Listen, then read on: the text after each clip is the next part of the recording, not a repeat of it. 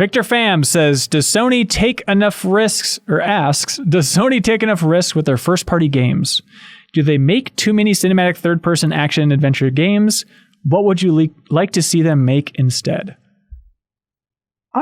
I think this is an interesting question, and I think the answer is that they don't take enough risks, really. I mean, I think Horizon maybe was about the biggest risk they took recently, and it paid off. I mean, yeah, bold move for the studio overall, but in terms of making a risk or taking a risk, I think like, all right, well, let's have one of our studios excel in open world RPGs, one of the most successful genres right now. I don't know how much of a risk that is overall. I still think a miracle that they pulled it off, Guerrilla in particular.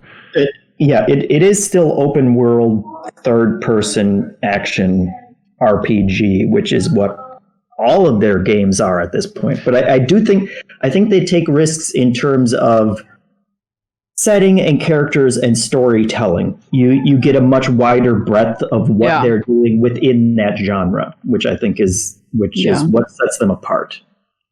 It definitely seems like, Last of Us had a huge impact on Sony overall. It's like, wow, this game's so successful. And so I totally get it where people are like, oh my God, sad dad of war over here. Like everything has to take the Last of Us inspiration, even something as bombastic as God of War. Now it has to be about crying and stuff, which I love that new God of War, but I know there's definitely that fan base out there that is irritated by the mopey third person perspective characters from Sony at this point.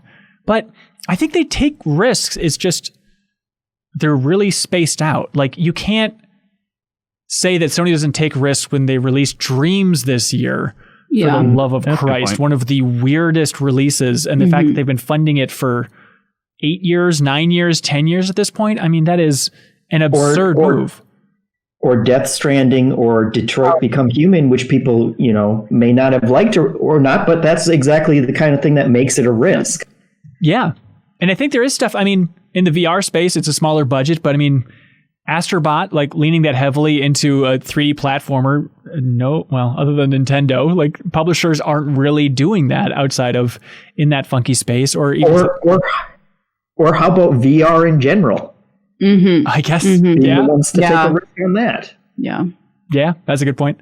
But then at the same time, there are the Days Gones of the world where it's just like a machine created the concept for that. Like, okay, well, Walking Dead, Sons of Anarchy, push those together, open world game, and ship. Obviously a challenge to create the game overall, but in terms of safe bets, it does seem to be on that slightly more cowardly side of making some bold swings.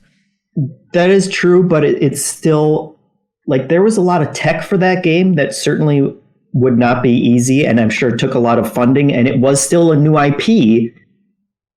Like they could have shoved that crap into some kind of sequel or some kind of, like a Marvel game or whatever. We'll call it Siphon Filter : Armageddon, something like that.